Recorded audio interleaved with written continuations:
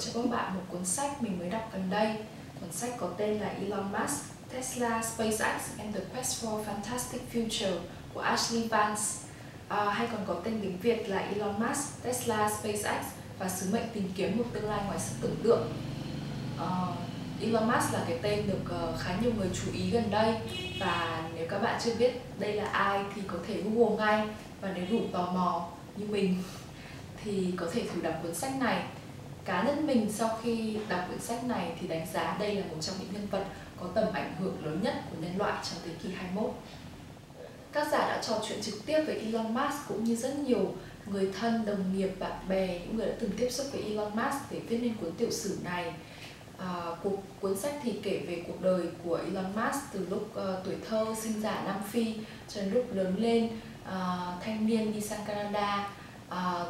làm những công việc khá là nặng nhọc, vất vả, thậm chí là nguy hiểm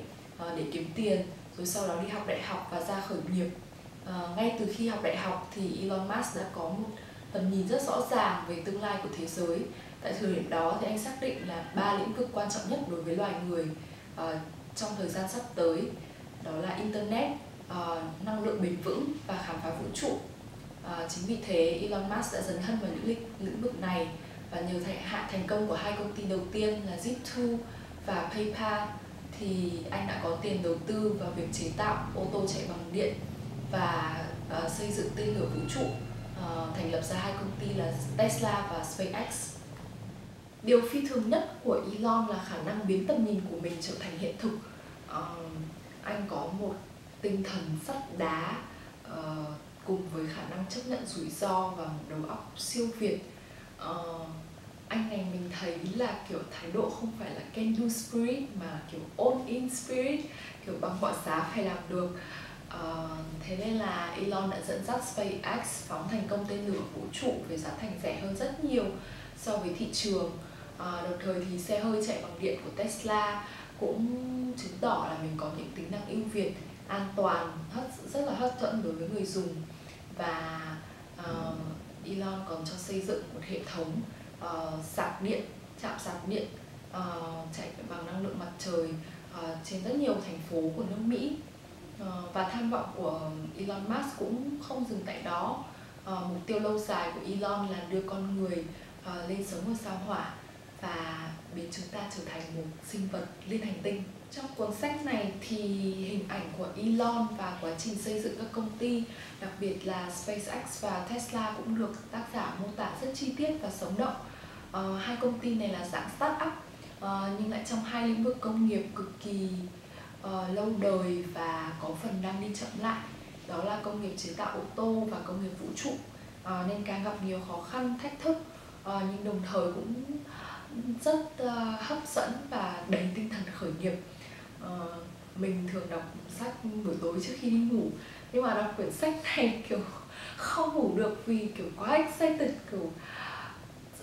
kiểu hồi hộp, rồi thích thú quá, kiểu theo dõi từ thử nghiệm, xong rồi thất bại, xong rồi lại sửa chữa, rồi lại thử nghiệm, rồi những lúc khó khăn, thiếu tiền, rồi những lúc mà kiểu thử phóng tên lửa hỏng, xong kiểu anh này suýt khóc nhưng mà không dám nói với nhân viên, lúc nào cũng động viên nhân viên. Thì cái lối làm việc của Elon Musk cũng có nhiều người nể phục và thích, nhưng mà cũng có rất nhiều người không hài lòng và sợ, bởi vì là anh này kiểu luôn muốn làm những cái việc impossible trong thời gian ngắn nhất có thể. Thì trong quyển sách này thì tác giả ví là kiểu các anh này làm việc giống như là kiểu một vị tướng chỉ huy quân đội chứ không phải là một người lãnh đạo công ty. Cách đây hơn 3 năm thì mình có đến vùng North Carolina, nơi anh em nhà Wright thực hiện chuyến bay đầu tiên trên thế giới, và mình thấy rất ấn tượng, và mình kiểu gọi đấy là tinh thần entrepreneurship của nước Mỹ. Tại thời điểm ấy thì hai anh em nhà Wright có ước mơ cháy bỏng là được bay, và họ dành thời gian là vài năm trời sống trong lều trại, nghiên cứu chế tạo ra chiếc máy bay, và đến khi thành công thì nó đã đem lại cho họ rất nhiều lợi nhuận. Mình kiểu rất băn khoăn là khi họ làm việc họ có nghĩ là mình sau này mình sẽ kiếm được nhiều tiền nhờ nó không? hay là họ kiểu chỉ nghĩ đến việc sáng tạo ra thôi, thì mình cũng không biết nữa. Nhưng mà cái tinh thần say mê khám phá mà chinh phục những điều chưa biết, đồng thời cũng rất là thực tế, rất là thức thời, có đầu óc kinh doanh là một trong những điều mà mình nghĩ là khiến nước Mỹ thành công. Và cái điều đó thì một lần nữa mình được nhìn thấy rất rõ ở Elon Musk. Nói chung, thành công của quyển sách là cho mình một cái nhìn ở rất nhiều khía cạnh về cuộc sống và tính cách con người Elon Musk, một người rất đặc biệt và biết truyền cảm hứng. Mình thấy là tác giả viết rất chân thực và nhiều thông tin với nhiều ý kiến khác nhau về nhân vật này, nhưng mình thấy là cũng không tránh khỏi là thể hiện một sự